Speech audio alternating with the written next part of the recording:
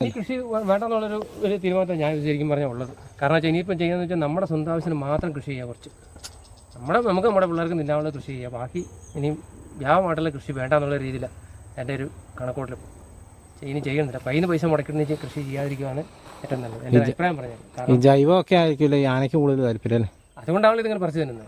കാരണം ഈ കർണാടകത്തിലൊക്കെ വാഴക്കൃഷിയും കാര്യങ്ങളൊക്കെ ഉണ്ട്. അവിടെ ഒന്നും ഒരു വാഴക്കൊലയും ഒരു ആനയും തിന്നുന്നില്ല. ഞാൻ പോയി കണ്ടവനാ.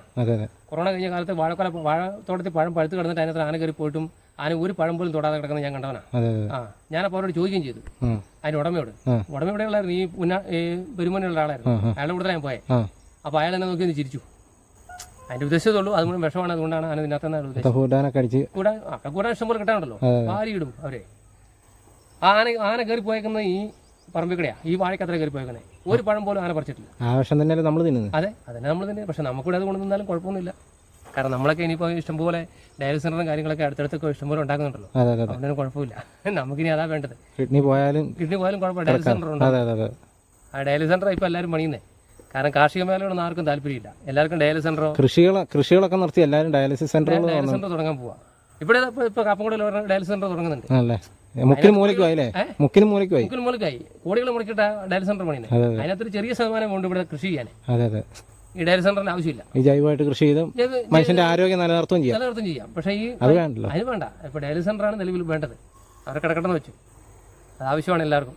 ഇനി വരും കാലങ്ങളിൽ ഡയാലിസിസ് സെന്ററേ ഉണ്ടാവുള്ളൂ. നമ്മുടെ നാട്ടിൽ കൃഷിക്കുള്ള സ്ഥലങ്ങളിലൊക്കെ ഈ സ്ഥലം വിറ്റതാ. ഇവിടെ ഇപ്പോൾ റിസോർട്ടാണ് വരാൻ പോകുന്നത്. റേഷൻ കടയ്ക്ക് വരാൻ ജൈവ ഇതാണ് വരാൻ പോകുന്നത്. ഇതിപ്പോൾ ഇവിടെ റിസോർട്ട് വരാൻ പോകാന്ന് പറഞ്ഞു. നമ്മൾ പിന്നെ ഇത് പഠിച്ച പണിയാണല്ലോ എന്ന് വിചാരിച്ച് മാത്രം ഞാനിപ്പോൾ താഴെ 4 ഏക്കർ എടുത്തിട്ട് പണ്ട് മുതലേ ചെയ്തുകൊണ്ട് വരുന്നത്. ഞാൻ 17ാമത്തെ വയസ്സ് തുടങ്ങിയതാ.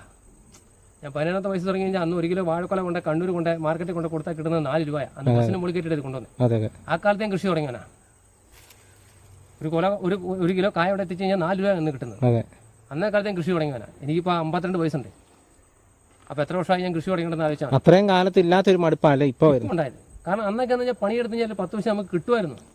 പണിയെടുക്കുന്നതിന് എന്തെങ്കിലും കിട്ടുമായിരുന്നു. ഒന്നുമല്ലേ നമ്മളത് ഒരു വാഴയായാലും കൊലച്ച് നിൽക്കുന്ന സന്തോഷമുണ്ട്. അത് കൊത്തിക്കൊണ്ട് കൊടുക്കുമ്പോൾ സന്തോഷമുണ്ടായിരുന്നു. ഇപ്പൊ അത് കൊത്തി കൊടുക്കാൻ നമുക്ക് കഴിയുന്നില്ല. കിട്ടി അതേ ഉള്ളൂ. അത്ര അങ്ങനത്തെ ഒരു ഇതാണ് ഇപ്പോൾ ഉള്ളത് നിലവിൽ. ഒരു ഭാഗത്തുനിന്നും ശരിക്കും പറഞ്ഞാൽ കർഷകർക്ക് ഒരു സപ്പോർട്ടില്ല. കർഷകന് നമ്മുടെ കേരളത്തിൽ ഒരു മനുഷ്യനും സർക്കാർ ആയിക്കോട്ടെ ഉദ്യോഗസ്ഥന്മാരുടെ ആരും കർഷകനെ സപ്പോർട്ട് ചെയ്യുന്ന പരിപാടിയില്ല. കാരണം തമിഴ്നാട്ടിൽ നിന്ന് സാധനം ഇഷ്ടം പോലെ പണ്ട് മന്ത്രി പറഞ്ഞ മാതിരി ഇവിടെ ഇല്ലെങ്കിൽ അടുത്ത സംസ്ഥാനത്ത് നിന്ന് കൊണ്ടുവരുമെന്ന് പറഞ്ഞ മാതിരി മന്ത്രി പറഞ്ഞ അങ്ങനെ ഉണ്ടെന്ന് പറഞ്ഞേ. അതുകൊണ്ട് ഇവിടുത്തെ കർഷകൻ ഉണ്ടാക്കിയതിലും കുഴപ്പമില്ലെന്നാണ് പറഞ്ഞത്. പിന്നെ അവനവൻ്റെ ആവശ്യം വേണമെങ്കിൽ അവനവൻ ചെയ്താൽ മതി. ഞാൻ